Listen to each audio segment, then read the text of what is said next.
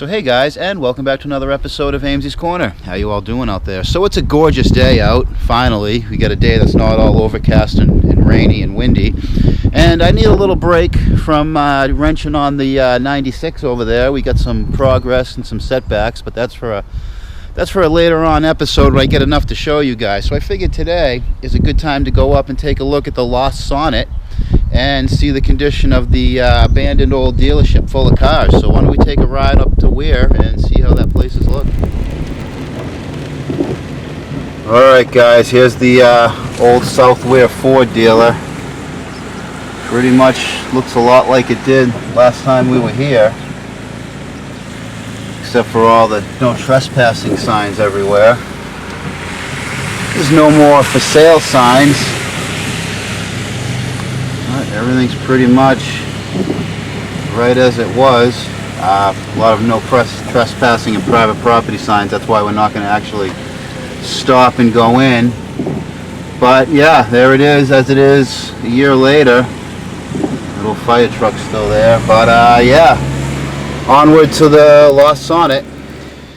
Well, alright boys, it's still here. No surprise, no surprise. Looks pretty much exactly the same as the last time we were out here.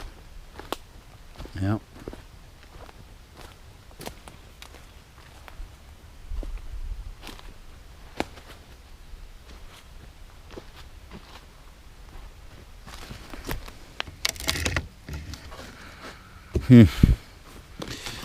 Yep. I don't see this car going anywhere anytime soon. Well, at least not by anybody who isn't me.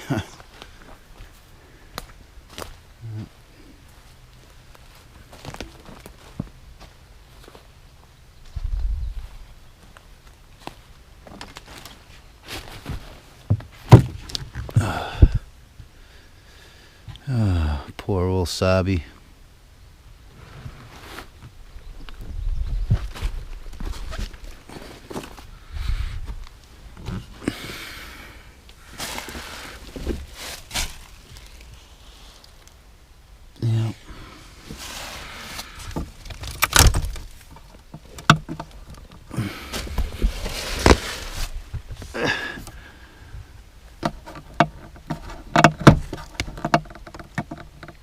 I can't get in.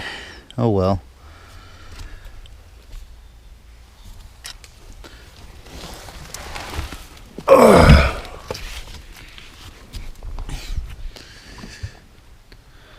Oh, yep, here it is. So I get a lot of comments about this car. Red squirrel. He didn't like sharing the car with me. Yeah, I get a lot of comments about this car. People telling me that I can go to the town offices here and get information and figure out who owns this car and get it. The trouble is, I'm not ready for this car. I'm not ready myself to pull this car out of this hole. It's not going to roll on its own wheels. It's probably not going to come out of this hole in one piece. I will to guarantee that when it gets dug out of here, it's going to separate at the firewall here, and it's not going to come out of here in one piece, unfortunately. After looking at that ugly Saab Sonnet that had been sitting in the woods like this, it wasn't buried like this, how that car just didn't survive getting pulled out of there. I don't think this car is going to survive. My plan for this car and what I want to do with this car is the bodywork, the doors, the fenders, the hood, the whole front nose on this car is all fiberglass, and it's pretty much not biodegradable, indestructible stuff. So my plan for this car is the plan that I had for my Sonnet, and that's to make another chassis that this body fits on. Basically, the way these cars are built are very much like a kit car. So I would like to find something with very similar dimensions, width and length. I'm willing to chop a body down. What I would like to put under this would be like a Subaru WRX, mostly because the Impreza engines are located same as on the Sonnets. Here's the center line of the front axle right here. The motor is in front of the front axle, which is the same on an Impreza, on a WRX. So I think that would be the best bet to fit this low hood on a late model car. Retain the all-wheel drive system from the Subaru, but just make a Saaburu out of this car. And that's what I really would like to do.